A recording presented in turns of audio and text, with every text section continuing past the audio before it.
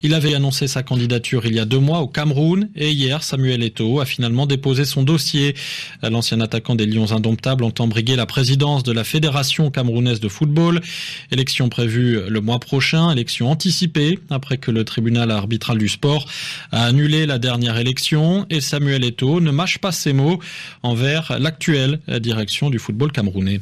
Quand on échoue, on redouble. Ça veut dire qu'on n'a pas été bon. Donc, il n'y a pas de proposition de premier vice-président. Je serai le prochain président de la fédération, malgré toutes les tricheries, parce que nous sommes passés à 111 délégués, à 76.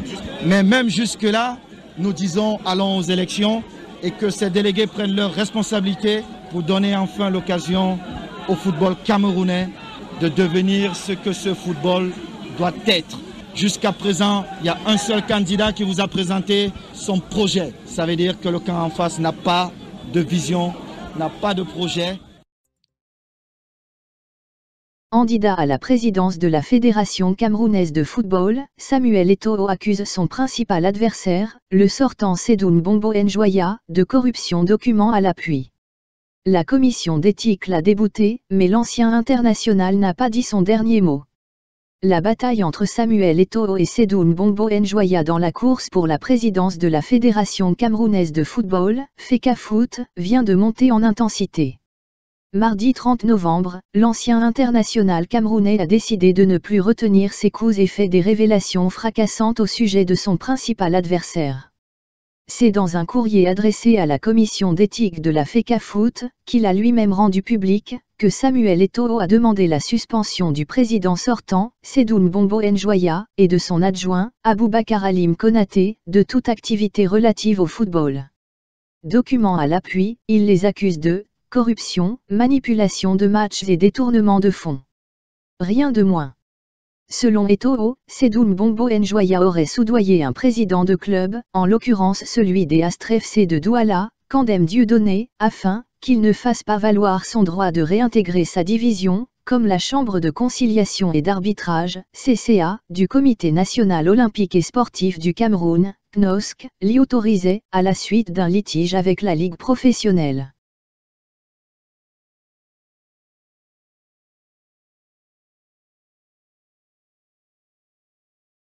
L'affaire remonte au 6 juin 2019, lors de la 5e journée des playoffs, un tournoi de 6 équipes s'affrontant pour le maintien en championnat d'élite.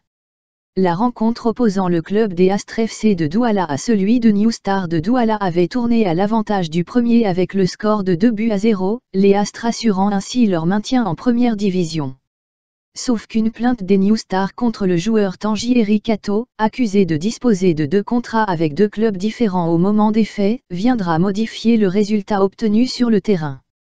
S'ouvrira alors une longue bataille judiciaire qui ne prendra fin qu'en novembre 2019, quand la CCA rétablira les Astres FC dans leurs droits et leur maintien en première division. Problème, à cette date, le championnat avait déjà repris et les Astres FC évoluaient en 2e division. C'est à ce moment-là qu'un protocole d'accord sera signé entre Sedoun Bombo Njoya, son adjoint, Halim Konaté, un représentant du syndicat des clubs d'élite, Franck Hapi, et Dieudonné Kandem, des Astres FC, afin que ce dernier renonce à sa remontée immédiate en première division.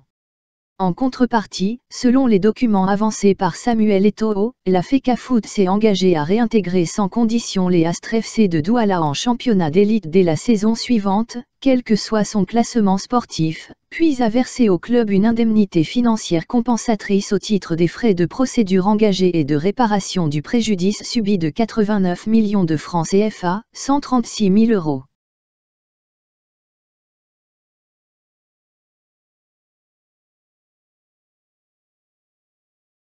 Si l'entourage de Sedoun Bombo Djoya explique avoir agi ainsi en raison de l'état d'avancement des championnats et du bouleversement qui résulterait d'une réintégration immédiate, Samuel Eto'o insiste sur le fait qu'il s'agit selon lui de « l'illustration parfaite d'un cancer mondial du football » qui, corrompt les signataires, incite au trucage des résultats des matchs et enfin ouvre la porte à des détournements de fonds de l'association sportive. À l'en croire, la divulgation de ces documents vise à mettre en lumière des pratiques bien ancrées au sein des milieux du foot camerounais, pratiques auxquelles il promet de mettre fin sitôt élu. Il n'a toutefois pas été entendu. Le jour même, la commission d'éthique de la FECAFOOT lui a opposé une fin de non-recevoir au motif que son recours a été déposé après le délai imparti, qui était fixé selon les textes de la fédération au 28 novembre dernier. L'équipe d'Eto'o pourrait néanmoins se retourner vers la CCA, seule entité habilitée à radier des individus de l'exercice du sport au Cameroun. Veuillez vous abonner à votre chaîne YouTube Zoom et Focus, pour être le premier à recevoir nos nouvelles vidéos. Merci.